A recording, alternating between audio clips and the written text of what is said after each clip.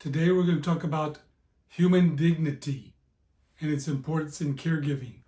I used to think that the relationship between the caregiver and the loved one was the most important thing, but a principle underneath that is human dignity. So we're going to talk about human dignity and how to make wise choices about caregiving.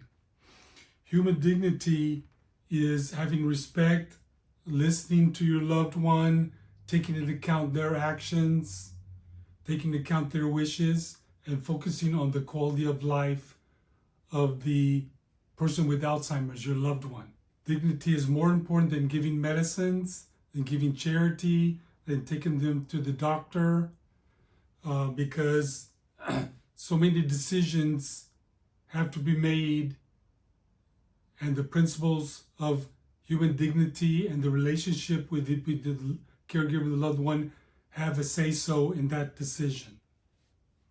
Common situations where you need to think about the principles of human dignity are: what if your loved one refuses to eat?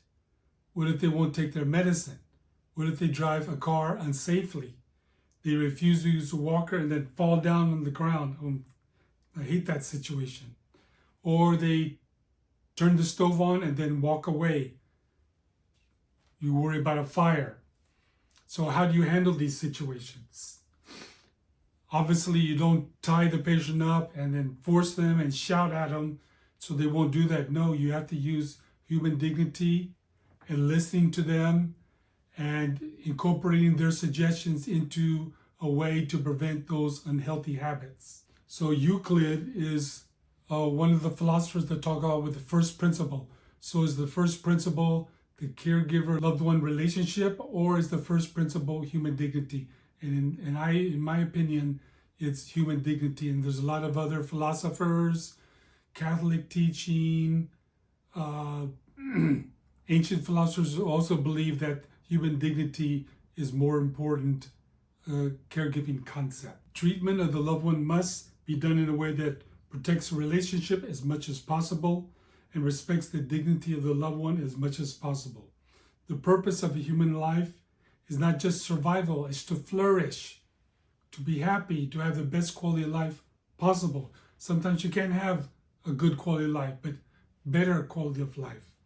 Less pain, more hugs, more smiles. Caregiving is a practice of helping another person flourish despite illness, disability, aging, pain, suffering.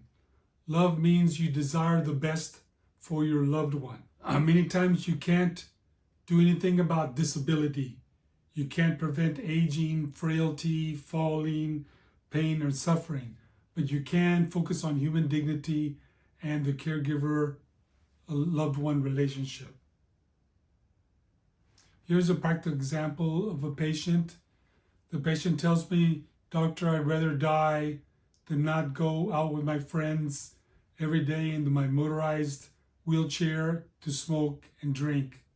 And sometimes he comes back to the facility intoxicated. Sometimes he refuses medicines. So what do? We tie him down in the bed. You shout at him, you get mad at him, you call Adult Protective Services. If he leaves the facility, do you call 911, the police officer? No.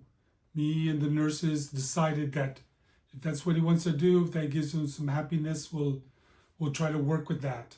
In his mind, I think he says better I live a few months seeing my friends every day, smoking, drinking, than I live years depressed, lonely in the facility all by myself. So if that's his decision, then we have to respect it and work with it as much as possible. Now, how do you work with someone, your loved one, that does dangerous, health activities? First of all, you need to give the truth kindly. Sir, if you smoke, you're going to have breathing problems. Sir, if you drink, it's going to interact with your medicine. It's going to cause more Alzheimer's. And always saying that you have a choice to have that freedom. You have a choice to leave with your friends or stay in the facility. Show love. How do you show love to a non-family member who does unsafe things? You listen to them. You take into account their feelings, take into account what their wishes are. Sometimes you just sit and hold their hand and say nothing. That's a sign of love. Another part of human dignity is truth. Always be honest with the patient.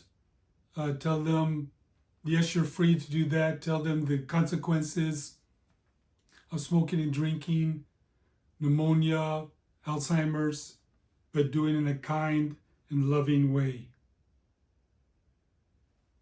Remember, you, the doctor, I'm worried about high blood pressure, pneumonia, Alzheimer's, but the patient, they're worried about dependence on others, fear of getting worse, confusion, weakness. So you need to be compassionate about what they're focused on. In this case, the patient is focused on freedom to do what he wants, and he wants to be with his friends, and he wants to smoke and drink. C'est la vie, that's what he wants, okay? And this has happened many times in my career. He's not the only one to do unsafe activities.